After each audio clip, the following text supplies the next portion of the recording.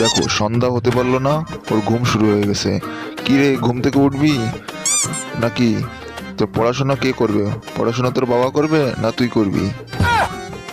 নয় ঘুমাতে যে শুরু হয়ে গেছে কানের ধরে ঘ্যান ঘ্যান। কি আর বলি, আজকে লাঠি নিয়ে এসছে, মনে হচ্ছে কি যেন হয়েছে আজকে, কি যেন কিছু বলেছে আমার নামে হয়তো। কি বাবা, কি হয়েছে? লাঠি দিয়ে কি করবে তুমি? লাঠি নিয়ে কোথায় যাচ্ছ? একটু ঘুমাচ্ছিলাম, এত ডাকাডাকির কি আছে? আসতে বললেই তো হয়ে যায়, কানে তো শুনতে পাই আমি। এই লাঠি দিয়ে তোর মাথার ভূত সব তাড়াবো। তুই পড়াশোনা করবি না, সন্ধ্যার সময় ঘুমাচ্ছিস। পড়াশোনা কে করবে? তোর বাবা এসে করবে? তুই কোনো কাজ করবি না, তোর জন্য আমার শুধু কথা শুনতে হয় তোর মার কাছে। তুই কাজও করবি না, পড়াশোনাও করবি না, তাহলে আমরা কি সব চলে যাব তোর জ্বালায়? না না, বাবা পড়াশোনা করবে কেন? পড়াশোনা করব আমি, পড়াশোনা করে চাকরি করব, অনেক টাকা ইনকাম করব, দেখবা শুধু। তাহলে শুধু টাকা আর টাকা, টাকা আর টাকা, টাকা আর টাকা। শোনো বাবা, তোমার ছেলেকে মোটেও বোকা ভেবো না। একদিন আমি কিং হব, কিং। নামটা মনে রাখো, স্মার্ট বয়। এখন দয়া করে যাও, এখন আমি বিশ্রামৃত অবস্থায় আছি, মানে ঘুমাচ্ছি, ডিস্টার্ব করো না, যাও। এইসব বিষয় নিয়ে আমি তোমার সাথে একটু পরে কথা বলছি। আপাতত আমি বিশ্রামৃত অবস্থায় আছি, বিজি আছি, ব্যস্ত আছি, কথা বললো না, যাও। চাকরি পাবি তুই? জীবনেও হবে না তোর দ্বারা। ঘুমাস 6টার সময়, ঘুম থেকে উঠিস 12টার সময়। তোকে কে চাকরি দেবে? তোর হাবিলদারের চাকরিও তো জুটবে না তোর কপালে। কয়দিন পরে দেখবি তোর চাকরি তো না, লোকের বাড়ি তো থালা বাসন পরিষ্কার করতে হবে। তাছাড়া তোর কোনো উপায় হবে না, দেখিস। দেখো কার সাথে কথা বলি, আমি এই সাইড দিয়ে বক বক করেই যাচ্ছি, আর ওই সাইডেও ঘুমাই যাচ্ছে। এ নাকি চাকরি করবে। তোর লাস্টে ভিক্ষা করেই খেতে হবে, দেখবি। বাবা, তুমি এইসব বিষয়ে কোনো চাপই নেবা না। কয়দিন পরে আমি ব্যবসা শুরু করব, দেখবো আমরা কোটিপতি হয়ে যাব। টাকা আর টাকা, টাকা আর টাকা, তুমি গুনেও শেষ করতে পারবে না। এখন আর কথা বলে না, যাও ঘুমাতে দাও আমাকে, যাও।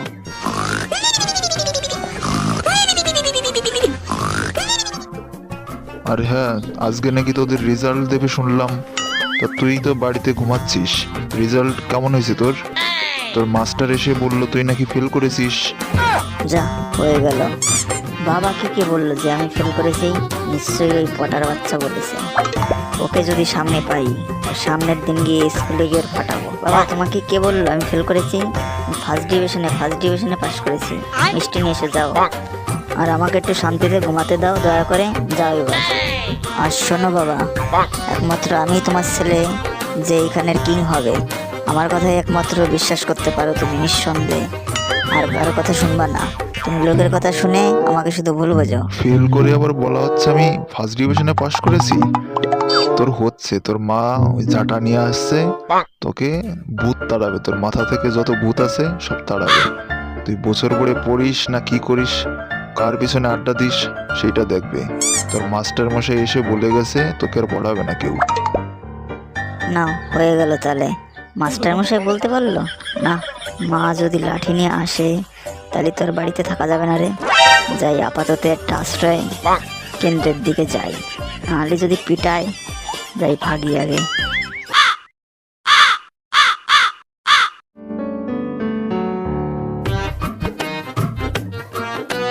না, পরীক্ষার রেজাল্টের কথা শুনলে আর ভাল লাগে না। কোথায় যে যাই?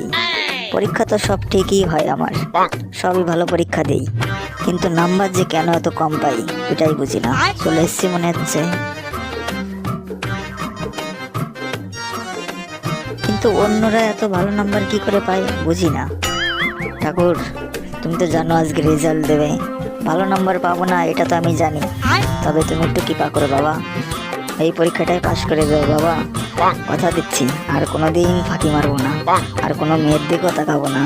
স্কুলে গিয়ে শুধু পড়াশোনা আর পড়াশোনা, পড়াশোনা আর পড়াশোনাই করবো। আর তুমি তো জানো আমার বাবা মা হিটলার, এবার ফেল করলে নির্ঘাত আমাকে বাড়ি থেকে বের করে দেবে। এবার আর কোনো অজুহাত নেই, 3বার অজুহাত দেখিয়েছি আর না। বাবা এবার পাশ করিয়ে দাও, এবার পাশ করতে পারলে 101 টাকা, না না না 100 না, 201, না না 200 না, 501 টাকা দেবো বাবার মাকে। এবারের মতো পাস করিয়ে দাও। ফাইনালি তাহলে 501 টাকাই দেবো বাবা, কথা দিলাম।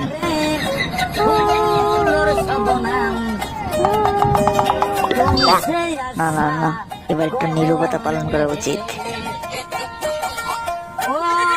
ঠাকুর এবার হাত জোর করে বলছি, এবারের মতো তুমি ক্ষমা করে দাও বাবা, এবার মতো পাশ করিয়ে দাও।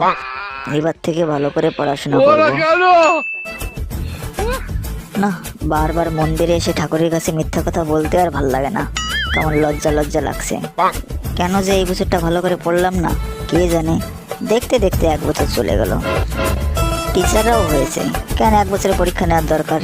2 বছর 3 বছর পরে একটা পরীক্ষা দেবো তা না। পরীক্ষাটা কে যে আবিষ্কার করেছিল তারা যদি দেখতে পেতাম, সত্যি তাকে আমি বোম মেরেই উড়িয়ে দিতাম। কিন্তু অন্যরা এত ভালো নাম্বার কি করে পায় বুঝি না। পরীক্ষা তো আমি ভালোই দিই, কিন্তু নাম্বার এত কম আসে কেন এটাই তো বুঝি না।